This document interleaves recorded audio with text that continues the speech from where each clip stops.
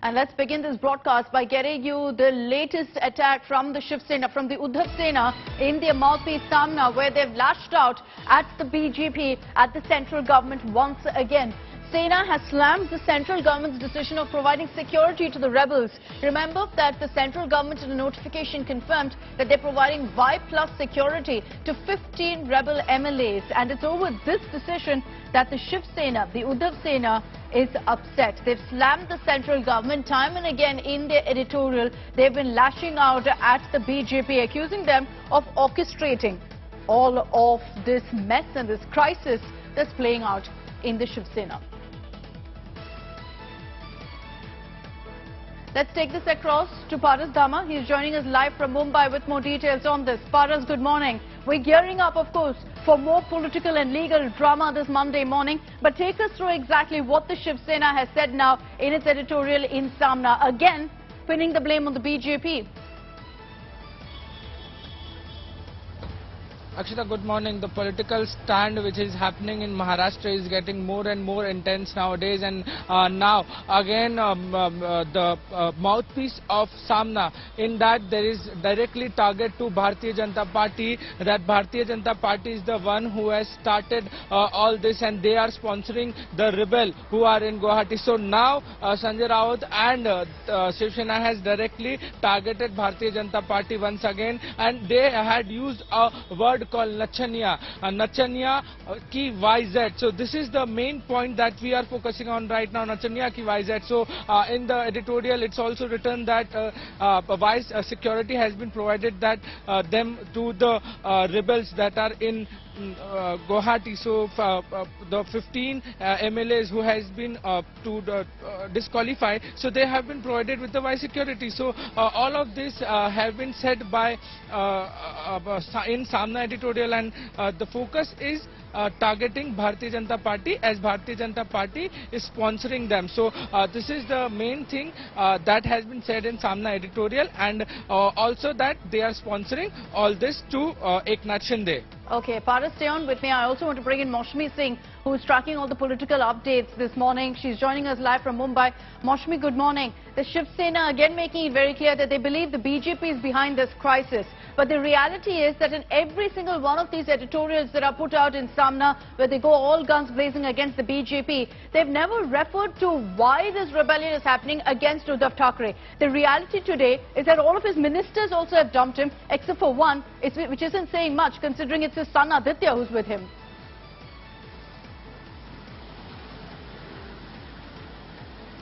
A very good morning to you and all our viewers, Akshita, from Mumbai. And we've been tracking all the developments since the past 1 week, and I can tell you that early this week, this will be the scene of action as far as the political turmoil is concerned, with the governor back in action, asking for the paramilitary forces of the centre to be readied, Y+ security granted to the MLAs in the rebel camp, and you know, the matter in the Supreme Court. It is likely that Eknath Shinde could well head to Mumbai.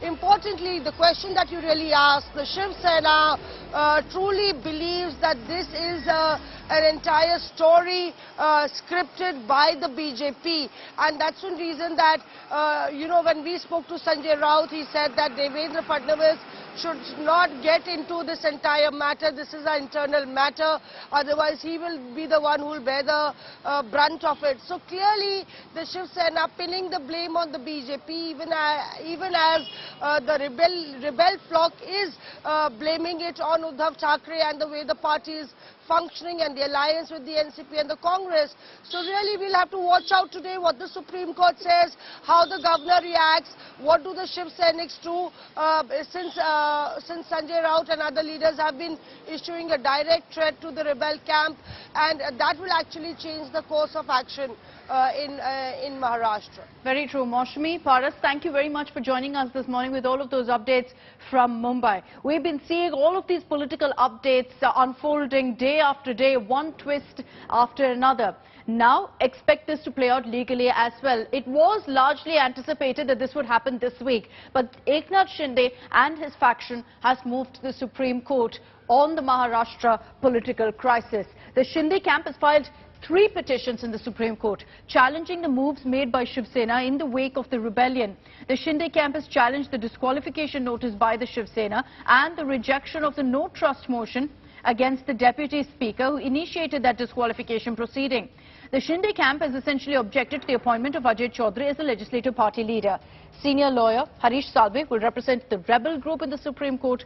Congress leader and lawyer Abhishek Manu Singhvi will represent the Uddhav Sena in this particular case. So the legal updates, the hearing will be very, very interesting to watch out for, because while in fact previously, if you look at the previous court judgments in these matters, they've always said that they can't interfere with the 10th schedule of the Constitution, which gives powers to the Speaker, in this case the Deputy Speaker, but they've also chosen to interpret voluntarily giving up party membership in a certain way. So we'll have to see how it plays out in the top court.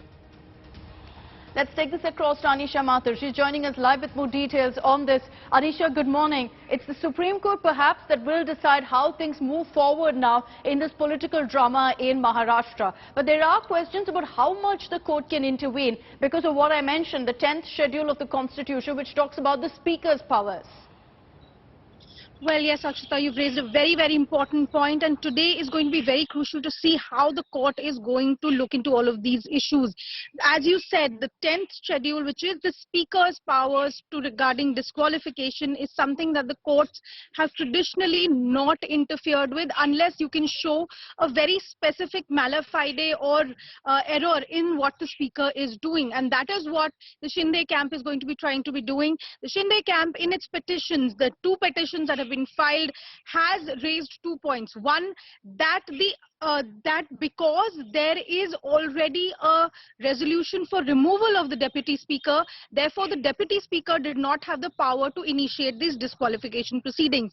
Secondly, they've said that since 2/3 of the elected MLAs of the Shiv Sena are in fact supporting Eknath Shinde's camp, therefore they are the legitimate Shiv Sena in the Maharashtra Assembly, and whatever the Uddhav Thackeray faction is saying is a minority view that the Speaker as well as the Assembly Secretariat should never have taken into account as far as appointment of the Deputy Speaker or the disqualification notices or appointment of the party leader in the House is concerned. So they have raised both of these issues, challenged not just the disqualification notices but also the appointment of the Speaker. They've said that the resolution for the removal of the Speaker has to be decided on the floor of the House first. They've also said that Ajay Chaudhary could not have been appointed as the Shiv Sena party leader because that position belongs to Eknath Shinde.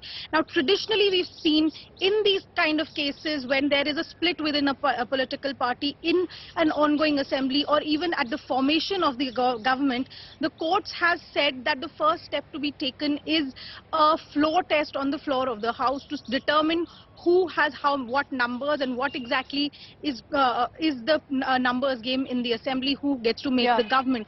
Here, a big problem is also going to be that this faction, the Shinde faction, is claiming that they are the legitimate Shiv Sena, but they will have to then show that they are either merging with another party, or what kind of a decision they're taking, because that will happen to happen on the floor of the House. Because at the moment in their petitions, they are saying that they have not resigned from the Shiv Sena, they have not done any anti-party activity. Okay. What they have done, however, is withdrawn their support from the Mahavikas Aghadi government. So there are a lot of legal nuances, so we'll have to wait and see how it plays out in the court today, even as they have also called for security for themselves and their families, claiming that the Mahavikas Aghadi leaders are inciting political workers against them and inciting them against their families. Okay, we'll track what happens in court today with you, Anisha. Thanks for the moment for joining us with those details.